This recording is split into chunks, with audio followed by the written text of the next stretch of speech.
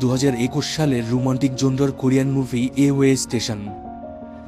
গল্পটি হচ্ছে সান এবং জিয়া নামের দুজন বন্ধু। তারা ছোটবেলা থেকে খুব ভালো বন্ধু হলেও জিয়া মনে মনে সানকে খুব পছন্দ করত।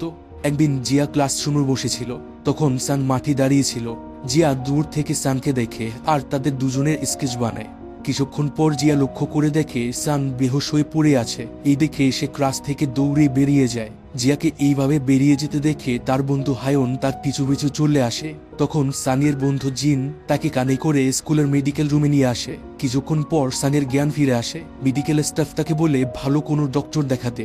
সানের সাথে জিয়াও যাচ্ছিল ডক্টরের কাছে। রাস্তায় সান জিয়াকে বলে এত সুন্দর মৌসুমে তারা স্কুলের মধ্যে বসে ক্লাস না করে বাহিরে খেলাধুলা করতে বেশি ভালো লাগে। জিয়া বলে তুমি কি মোটেও পড়ালেখা করতে যাও না? সান বলে তুমি যেমনটা ভাবছো বিষয়টা তেমন নয়। আসলে আমি একদিন সবকিছুই ভুলে যাব, কারণ আমার মায়ের মতো আমারও মেমোরি লস ডিজিজ বা অ্যালজাইমার রয়েছে, এবং যেভাবে আমার মা আমাকে ভুলে গিয়েছে সেভাবে আমি পুরো পৃথিবীটাকে একদিন ভুলে যাব। জিয়া বলে তুমি খুব বেশি চিন্তা করছো। আমাদের বর্তমানের দিকে বেশি ফোকাস রাখা উচিত, কারণ ভবিষ্যতে কি হবে তা আমরা কেউ জানি না। এরপর অনেক বছর কেটে যায়। জিয়া বর্তমানে একটি কোম্পানিতে জব করছে। তার একটি বয়ফ্রেন্ড আছে, ছেলেটির নাম ডং। জিয়া ফোনে কথা বলছিল, কেউ একজন তাকে দেখা করতে বলে। তখন তার বস তাকে কিছু একটা বলার চেষ্টা করে, কিন্তু সে তাকে ইগনোর করে চলে যায়। লোকটি ভাবে তার থেকে হয়তো বাজে স্মেল আসছে, যে জন্য জিয়া তার সাথে কথা বলেন। অপরদিকে সান বর্তমানে একটি বেকারি শপ করেছে। তার বিজনেস খুব ভালোভাবেই চলছিল।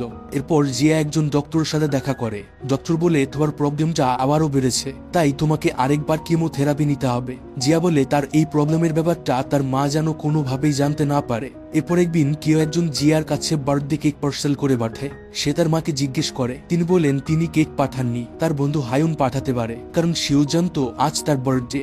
এরপর জিয়া তার বয়ফ্রেন্ড জংকে বললে তার ক্যান্সার হয়েছে। ডোমভাতে জিয়া তার সাথে মজা করছে, কিন্তু জিয়ার কথাগুলো সত্য ছিল।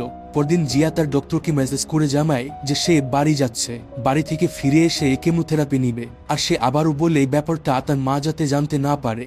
এরপর জিয়া কয়েকদিনের ছুটিতে বাড়ি আসে। তার মায়ের কাছ থেকে জানতে পারি জিয়ার সেই ডক্টর হচ্ছে তার কাজিন। এই জন্যই সেই ডক্টর জিয়ার প্রতি এত বেশি রেসপন্সিবল ছিল। এরপর জিয়ার সাথে তার বন্ধু হায়ন এবং জিনের দেখা হয়। জিন বলে তোমাকে অনেক বেশি বয়স্ক এবং অসুস্থ লাগছে, আসলে হয়েছেটা কি? হায়ন বলে কারো সাথে এইভাবে কথা বলতে হয় না, এমনটা করলে তোমাকে সারা জীবন সিঙ্গেল থেকেই মরতে হবে। হায়ন বর্তমানে একজন টিচার এবং জিন একজন সিভিল ইঞ্জিনিয়ার। জিয়া সানের ব্যাপারে জিজ্ঞেস করে। তারা বলে সানের একটি বেকারি শপ রয়েছে, সে অনলাইন এবং অফলাইন দুইভাবেই বেশ ভালো সেল করে। তখন জিয়া ভাবে তার বার্থডে কেকটা হয়তো সান পাঠিয়েছিল। সে বলে তোমরা কেউ কি আমার অ্যাড্রেস সানকে দিয়েছিলে? এখানে অবাক করা বিষয় হচ্ছে সান এবং জিয়া এত ভালো বন্ধু হওয়া সত্ত্বেও বর্তমানে তাদের মধ্যে কোনো প্রকার যোগাযোগ নেই। এরপর জিয়া বাহিরে গেলে জিন হায়নকে জিজ্ঞেস করে সান এবং জিয়ার মধ্যে কি কথা হয় না। হায়ন বলে স্কুল লাইফে তাদের মধ্যে এমন কিছু একটা হয়েছিল যার পর থেকে তাদের কন্ট্যাক্ট অফ হয়ে যায়।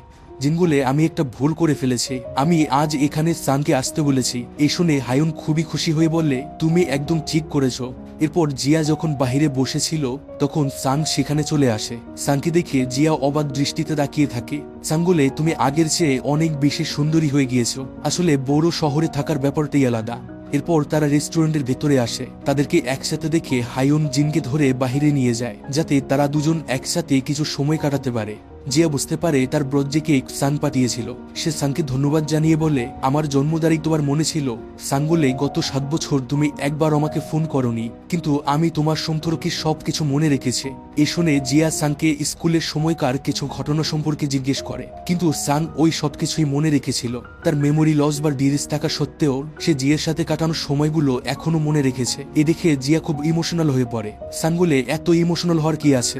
জিয়া রেগে গিয়ে বলে তুমি যদি আমার সবকিছুই মনে রেখে থাকো তাহলে 7 বছর আগে কেন বলেছিলে তুমি আমাকে মনে রাখতে পারবে না, আমাকে ভুলে যাবে? আর কেনই বা বলেছিলে আমাদের কন্ট্যাক্ট অফ করে দিতে? এ বলে সে চলে যায়। বাড়ি ফিরে সে তার মাকে বলে কাল আমি চলে যাব, কিন্তু পরের বার অনেক দিনের ছুটি নিয়ে আসবো। তার মা বলে এত ছুটি নিলে তোমাকে জব থেকে বের করে দিবে না? জিয়া বলে তাহলে অন্য কোম্পানিতে জব নিয়ে নিব, টেনশন করতে হবে না। পরদিন অফিসে গিয়ে সে তার বসকে রেজিগনেশন লেটার দেয়, বলে সে চাকরি ছেড়ে দিতে চায়। এই শুনে তার বস খুব অবাক হয়ে জিজ্ঞেস করে জবটা ছেড়ে দিবে কেন? তখনই জিয়ার ডংকে দেখতে পায়। তাকে দেখেই সে পালাতে শুরু করে, কিন্তু ডং তাকে দেখে কথা বলতে চায়। জিয়া তাকে মানা করে দেয় যে প্লিজ আমার সাথে আর কথা বলার চেষ্টা করো না। এরপর জিয়া তার সমস্ত জিনিসপত্র নিয়ে তার মায়ের বাড়ি চলে আসে। এই দেখে তার মা জিজ্ঞেস করে, তোমার কোনো সমস্যা হয়েছে, তুমি কি ঠিক আছো? জিয়া বলে, আমার কিছুই হয়নি, আমি শুধু ব্যস্ত জীবন থেকে একটু ব্রেক নিতে চাই। এরপর একদিন রাতের বেলা জিয়া সানের শপের সামনে দিয়ে যাচ্ছিল। সান তাকে দেখে ডিনারের জন্য ইনভাইট করে। খাওয়ার সময় জিয়া তাকে বিভিন্ন কথা বলে টিজ করে, বলে যেহেতু তুমি এখন সিঙ্গেল আছো তাই আমার সাথে রিলেশনশিপে আসতে পারো, আমরা সেই সব জায়গায় ঘুরতো যেখানে আমরা ছোটবেলায় যেতাম। কিন্তু সান তার সাথে যেতে রাজি হয় না। ওইদিকে জিয়ার মায়ের কাছে ডক্টর ফোন করে জিয়ার কন্ডিশন সম্পর্কে তাকে বিস্তারিত বলে তার খুব শীঘ্রই কেমোথেরাপি করাতে হবে। অপরদিকে বাড়ি ফেরার সময় জিয়া তাকে সরি বলে টিজ করার জন্য। বাড়ি ফিরলে তার মা তাকে বলে, এত বড় একটি সত্য তুমি আমার কাছ থেকে লুকিয়ে রাখলে কেন, এখনই হসপিটাল চলো। জিয়া বলে 2 বছর আগেই সে সার্জারি এবং কেমোথেরাপি করিয়েছিল, কিন্তু ক্যান্সারটা আবার নতুন করে দেখা দিয়েছে এবং এখন এর থেকে মুক্তি তো আর কোনো উপায় নেই। সে তার মায়ের কাছে ক্ষমা চায় এই সবকিছু লুকানোর জন্য। এরপর জিয়া তার মায়ের সাথে মৃত ব্যক্তিদের স্মৃতি সংরক্ষিত রাখার একটি স্থানে যায়, যেখানে তার বাবার স্মৃতি সংরক্ষিত ছিল। সেখানে তারা অনেকটা সময় কাটায়। বাড়ি ফেরার সময় তার মা বললে, তুমি কি করতে চাও, কি চেতে চাও আমাকে বলো, আমি তোমার জন্য সব কিছু করব। যে বলে, আমি ডেট করতে চাই, কাউকে খুঁজে নিয়ে আসো। এই বলে সে হাসতে থাকে। এরপর সে বলে, গতকাল সানির সাথে দেখা হয়েছিল, ছোটবেলায় আমরা কত ভালো বন্ধু ছিলাম তাই না, আমি তাকে প্রপোজ করেছি কিন্তু সে রিজেক্ট করে দিল। স্কুলের সময়গুলোতে সে আমাকে খুব পছন্দ করত, কিন্তু জানি না এখন কেন এমন হয়ে গেল। সে তার বাবা মা দুজনকে হারিয়েছে, কিন্তু তারপরেও সে মানসিকভাবে কখনোই ভেঙে পড়েনি। আসলে তার চেয়ে বেশি আমি তাকে পছন্দ করতাম। এরপর জিয়ার মা সানির সাথে দেখা করে। তিনি জিয়ার কন্ডিশন সম্পর্কে সানকে বলতে চাইছিল, কিন্তু তিনি কি বলবে তা বুঝে উঠতে পারছিল না। তিনি বলেন, আমি জানি তোমরা দুজন একে অপরকে পছন্দ করো, তোমরা রিলেশনে যাচ্ছ না কেন। এ বলেই তিনি চলে আসে। দেখা যায় জিয়া আগের চেয়ে আরো বেশি অসুস্থ হয়ে পড়েছে। সে হায়ুনকে ফোন করে। হায়ুন এই খবরটা জিনকে ফোন করে বলে এবং জিয়ার বয়ফ্রেন্ড জং তার অসুস্থতার ব্যাপারে জানতে পারে। পরশিনে জিও হসপিটালে ভর্তি ছিল। তাকে দেখার জন্য হায়ুন ও জিন আসে। কিছুক্ষণ পর ডমও সেখানে চলে আসে। সে জিয়াকে উন্নত চিকিৎসার জন্য শহরে নিয়ে যেতে চায়। জিয়া বলে সে আগেই সার্জারি করিয়েছে এবং এখন তার হাতে হয়তো আর বেশি সময় নেই, তাই এই সময়টা সে তার ফ্যামিলি এবং বন্ধুদের সাথে কাটাতে চায়। জিয়ার এসব কথা সান বাইরে থেকে শুনতে পেয়ে খুব কষ্ট পায়, কারণ কয়েকদিন আগে জিয়া তাকে প্রপোজ করেছিল কিন্তু সে তাকে ফিরিয়ে দিয়েছে। এই ভেবে সান তার সাথে দেখা না করেই বেরিয়ে যায়। সে নিজেকেই ক্ষমা করতে পারছিল না।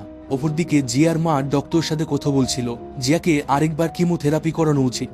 তখন জিয়া এসে বলে, আমার জায়গায় তুমি হলে কি করতে, নিশ্চয়ই ফ্যামিলি এবং বন্ধুদের সাথে সময় কাটাতে, তাই না, দয়া করে আমাকে তাই করতে দাও। এ বলে সে তার মাকে নিয়ে বাড়ি চলে আসে। পরের সিনে জিয়া এবং সান একটি লেকের পাড়ে দাঁড়িয়ে কথা বলছিল। তখন সান তাকে প্রপোজ করে। এ কথা জিন শুনতে পেয়ে সবাইকে বলে দেয়। সেখানে তারা সকল বন্ধুরা মিলে আড্ডা দিচ্ছিল। এরপর সিনে সাং জিয়াকে তার শপে নিয়ে আসে। সেখানে সাং এবং তার বন্ধুরা মিলে জিয়ার জন্য সারপ্রাইজ রেডি করে রেখেছিল। শপে ঢুকেই সাং জিয়াকে বিয়ের জন্য প্রপোজ করে। জিয়া বলে, তুমি কি পাগল, গতকাল আমাকে গার্লফ্রেন্ড বানালে আর আজকেই বিয়ের জন্য প্রপোজ করে দিলে। সাং বলে, আমরা গত 20 বছর ধরে একে অপরকে পছন্দ করি, তাই আমরা চাইলে যে কোনো সময় বিয়ে করতে পারি। গত 7 বছর আমি শুধু তোমার কথাই ভেবেছি। জিয়া বলে, কিন্তু আমি তোমার কথা ভাবিনি। স্কুলের সময়ে আমরা অনেক ছোট ছিলাম, তাই ওই পাগলামোগুলো এখন আর করো না। কিন্তু সান্তার সিদ্ধান্ত নড়চড় করে না। সে বলে, তুমি কিসের জন্য তো ভয় পাচ্ছ, আমি তোমাকে ভুলে যাবো এই জন্যে, নাকি তোমার কাছে আর বেশি সময় নেই এই জন্যে। এই শুনে যে রেগে গিয়ে সেখান থেকে চলে আসে। বাড়ি এসে তার মায়ের উপর খুব রেগে যায়। বলে, তুমি সানকে আমার ক্যান্সারের ব্যাপারে কেন বললে, তুমি কি চাও আমার মৃত্যুর আগ পর্যন্ত সান আমার সাথেই থাকুক, আর মৃত্যুর পর তার কি হবে তা ভেবে দেখেছো? সে ছোটবেলায় তার পরিবারকে হারিয়েছে, আমাকে হারানোর ব্যথাটা আমি তাকে আর দিতে চাই না। তাদের কথাগুলো বাহির থেকে হায়ুন শুনতে পায়। তার ধারণা ছিল না জিয়া এতটা খারাপ সময়ের মধ্য দিয়ে যাচ্ছে। পরদিন সান জিয়াকে বলে, তোমার মতো আমি একটি কথা সবার থেকে লুকিয়ে রেখেছি, সে কথাটা আজ আমি তোমাকে বলতে চাই। এই বলে সে জিয়াকে তার ঘরে নিয়ে আসে। ঘরের ভেতরে সব জায়গায় নোটস লাগানো ছিল। সে তার ডায়েরিটা দেখিয়ে বলে, এটা আমার প্রতিদিন পড়তে হয় যাতে তোমাদেরকে ভুলে না যাই। সান আরো বলে, তার মায়ের মতো তার মেমোরি লস ডিজিজটা দিন দিন বেড়েই যাচ্ছে এবং একসময় এমন হবে যে সে আর কাউকেই মনে রাখতে পারবে না, কিন্তু সে প্রচুর চেষ্টা করে যাতে সবাইকে ভুলে না যায়। সে আরো বলে, তোমার মতো আমার কাছেও আর বেশি সময় বাকি নেই, খুব শীঘ্রই হয়তো আমি সবাইকে ভুলে যাব। তাই এত বছর পর আমি তোমার বার্থডে কেক পাঠিয়েছি, কারণ আমি জানি হয়তো পরের বছর আমি আর তোমাকে মনে রাখতে পারবো না। তখন জিয়ার মনে পড়ে সান একদিন বলেছিল যে তার মা শেষ পর্যায়ে এসে তাকেই ভুলে গিয়েছে। এইসব ভেবে জিয়া মন খারাপ করে চলে যেতে নেয়। সানকে পেছন থেকে ডেকে বলে, আমরা কেন এক হতে পারবো না, তুমি আমাকে বারবার রিজেক্ট করে দিবে, আর আমি বারবার তোমাকে প্রপোজ করে যাব, কারণ তোমার রিজেকশনগুলো আমি মনে রাখবো না। তখন জিয়া বললে, আসলে আমি তোমাকে আর কষ্ট দিতে চাই না। সান বলে, তাতে কি, একসময় আমি ভুলে যাব কষ্ট কি জিনিস, তাই তুমি এসব নিয়ে আর চিন্তা করো না। কিন্তু সে তাকে মানা করে চলে যায়। বাসায় তার মা তাকে বুঝাচ্ছিল, বলে তুমি তাকে অ্যাকসেপ্ট করছো না কেন? জিয়া বলে, বাবার মৃত্যুর পরে তোমার সাথে আমি ছিলাম, কিন্তু আমার মৃত্যুর পরে সানির সাথে কে থাকবে? সে তো একা হয়ে যাবে, সে কি এই কষ্ট সহ্য করতে পারবে? তার মা বলে, তুমি অসুস্থ হওয়ার আগেও তাকে পছন্দ করতে, আর সে আগে থেকেই একা থাকায় অভ্যস্ত, ওক সেটা অল্প কিছু দিনের জন্য, কিন্তু তারপরেও তোমাদের এক হওয়া উচিত, তাহলে তোমাদের আর কোনো অতুন্নত থাকবে না। তার মায়ের কথা শুনে সে কান্নায় ভেঙে পড়ে। সে কি করবে কিছুই বুঝতে পারছিল না, কারণ 7 বছর আগে ফামু তাকে রিজেক্ট করে দিয়েছিল। সে চায়নি জিয়াকে যখন ভুলে যাবে তখন সে অনেক কষ্ট পাবে এবং একদম একা হয়ে যাবে। তাই এখন জিয়াও ঠিক সেটাই চাইছিল, যাতে ফানপেকে পেয়ে হারিয়ে ফেলে একা না হয়ে যায়। পরদিন তারা দুজন আবার দেখা করে। ফান বলে, আমার জায়গায় হলে তুমি কাকে মনে রাখতে চাইবে? নিশ্চয়ই তাকে যে তোমাকে সবচেয়ে বেশি ভালোবাসে। আমিও সেটাই চাই, আমি তোমাকে মনে রাখতে চাই। কিন্তু এরপরেও জিয়া তাকে মানা করে দেয়। ফান খুব কষ্ট পায়, বলে, আমি প্রতিনিয়ত আমার স্মৃতি হারিয়ে ফেলছি, আর তুমি হারিয়ে ফেলছো তোমার লাইফ। কিন্তু তাতে কি, লোকজন অনেক বছর একসাথে থেকেও খুশি থাকতে পারে না, তাই স্মরণীয় হয়ে থাকার মতো কোনো স্মৃতি তারা খুঁজে পায় না। কিন্তু এখন আমাদের কাছে সুযোগ আছে, আমি অনেক বছর চাই না, তোমার সাথে অল্প কিছুদিন হলেও আমি খুশি, কারণ সময় তার নিজের গতিতে বয়ে যায়, শুধু রয়ে যায় স্মরণীয় হয়ে থাকার মতো কিছু সুন্দর মুহূর্ত। সানির সমস্ত কথা শুনে জিয়া অবশেষে তাকে গ্রহণ করে নেয়। তারা দুজন বিয়ে করে একসাথে থাকা শুরু করে। তারা তাদের প্রত্যেকটা মুহূর্ত এমনভাবে উপভোগ করে যাতে সেটা তাদের কাছে স্মরণীয় হয়ে থাকে। দেখা যায় সান রাতের বেলা বসে কিছু জিনিস মুখস্থ করছে, যেমন জিয়ার বার্থডে, বাসার অ্যাড্রেস, এছাড়াও আরো ছোটখাটো অনেক কিছু। অর্থাৎ সান প্রতিদিন মুখস্থ করত যাতে সে কিছুই ভুলে না যায়। জিয়া তাকে একটি লকেট দেখায়, বলে এই স্কুলের সময় সে জিয়াকে এটা উপহার দিয়েছিল। এটার ব্যাপারে সান একদমই ভুলে গিয়েছে, কিন্তু জিয়া বলার পরে তার আবারও সেই স্মৃতি মনে পড়ে। কিন্তু তার পরদিনই সে আবারও ওই লকেটটা চিনতে পারে না। বোঝা যায় সানের কন্ডিশন দিন দিন খারাপের দিকে যাচ্ছে। বর্তমানে সান শুধু সেগুলি মনে রাখতে পারে যেগুলো সে লিখে রাখে। এরপর পরিষ্কার করার সময় সে জিয়ার ওষুধগুলো আলমারিতে তুলে রাখে। রাতের বেলা জিয়ার প্রচন্ড শরীর খারাপ করে, তার পেন কিলার প্রয়োজন। সান সব জায়গায় খুঁজে ওষুধগুলো পাচ্ছিল না। জিয়া বলে, কিচেনের আলমারিতে দেখো, কিন্তু সান তাও ভুল জায়গায় খুঁজছিল এবং অবশেষে ওষুধগুলো সে পেয়ে যায়। এরপর তার বাহিরে ছিল। সান প্রচন্ড মন খারাপ করেছিল, কারণ তার জন্যই হয়তো জিয়ার আজ অনেক বড় ক্ষতি হয়ে যেত। জিয়া বলে, তুমি কোনো ভুল করোনি, এত গিল্টি ফিল করার কিছুই নেই, কারণ নিজের ওষুধ নিজেকে সামনে রাখতে হয়। তাই আজকে পর থেকেই এসব ছোটখাটো বিষয় নিয়ে এতটা গিল্টি ফিল করবে না। এভাবে কয়েকদিন কেটে যায়। একদিন সকালে ঝুম বৃষ্টি হচ্ছিল। তারা দুজন সে বৃষ্টি দেখে। জিয়া বলে, আগে আমার বৃষ্টি মোটেই ভালো লাগতো না, কিন্তু এখন ভালো লাগতে শুরু করেছে। বৃষ্টি হচ্ছে আমাদের হৃদয়ের গভীরতার মতো, আর আমাদের হৃদয়টা হচ্ছে একটা ইউনিভার্সের মতো। এই দয়ে আমরা কত কিছুই একসাথে সামনে রাখি। সাঙ্গুলি, আচ্ছা, আমাদের ইমোশনস এবং মেমোরিজ গুলোকে আমরা কি আলাদা করতে পারবো? কারণ মেমোরিজ গুলো তো আমি ধীরে ধীরে ভুলে যাব, তাই যদি ইমোশনস গুলো থেকে যায় তবে সেটাই হতে আমার সবচেয়ে বড় পাওয়া। সে তাকে বুঝায়, বলে ইমোশনস গুলো অবশ্যই থেকে যাবে, কারণ ইমোশনস থাকে হৃদয়ে, মস্তিষ্কে নয়। তারপর জিয়া সানির ডায়েরিটা পড়ে। সেখানে সানির পছন্দের কিছু খাবারের নাম লেখা ছিল, তার মধ্যে আইসক্রিম ছিল সবার উপরে। এ দেখে জিয়ার আইসক্রিম খেতে ইচ্ছা হয়। সান আইসক্রিম আনতে চলে যায়, কিন্তু ফেরার সময় সে রাস্তা ভুলে যায়। সান তার ডায়েরিটাও আনতে ভুলে গিয়েছিল। সে কি করবে বুঝতে পারছিল না। অপরদিকে জিয়ার মা তাকে দেখতে আসে। তিনি দেখেন জিয়া যন্ত্রণায় ছটফট করছে। তিনি তখনই জিয়াকে হসপিটালে নিয়ে আসে। ওইদিকে সান প্রচন্ড হতাশ হয়ে এক জায়গায় বসেছিল। সে কিছুতেই তার বাসার অ্যাড্রেস মনে করতে পারছিল না। এমনকি সান তার ফোনটাও বাসায় ভুলে রেখে গিয়েছিল। তাকে কোথাও খুঁজে না পেয়ে জিন সানির বাসায় চলে আসে। তখন সানও কোনোভাবে তার বাসায় ফিরে আসে, কিন্তু জিয়াকে ঘরে না দেখে সান জিনকে জিয়ার বাবার জিজ্ঞেস করে। জিন বলে, আমার সাথে চলো। সান বলে, কেন, কি হয়েছে? জিন কেঁদে ফেলে, বলে, সে আমাদের ছেড়ে চলে গিয়েছে। সান বলে, কোথায় গিয়েছে? চুপ করে আছো কেন, বলো, কান্না করছো কেন? এ বলে সান তার চোখের পানি আর আটকাতে পারে না।